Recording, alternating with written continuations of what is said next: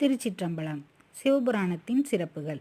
நமச்சிவாய என்னும் ஐந்தெழுத்தில் திருவாசகத்தின் முதல் பதிகமான சிவபுராணம் தொடங்குவது. சிவபுராணத்தின் முதல் 6 வரிகள் வாழ்க என முடியும்.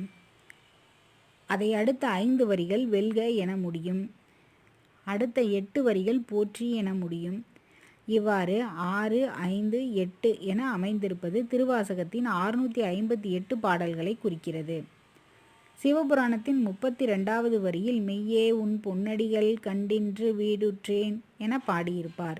இது மாணிக்கவாசகர் 32 வயதில் முக்தி அடைந்ததை சூட்சமமாக குறிக்கும். திருவாசகத்தின் 18வது வரியான அவன் அருளாலே அவன் தாள் வணங்கி என்பது படிப்பவர் அனைவரையும் உருக்குவதாக இருக்கும்.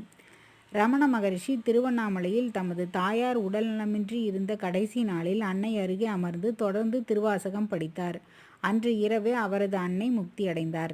காஞ்சி மகா பெரியவரிடம் குழந்தை இல்லாத ஒரு தம்பதி சென்று தங்கள் குறையை கூறினர். பெரியவர் திருவாசக புத்தகத்தை கொடுத்து ஒரு குறிப்பிட்ட பதிகத்தை தினம் படிக்கச் சொன்னார். அவர்களுக்கு வரிசையாக 6 குழந்தைகள் பிறந்தனர். இறந்த வீட்டில் கட்டாயம் சிவபுராணம் படிக்க வேண்டும்.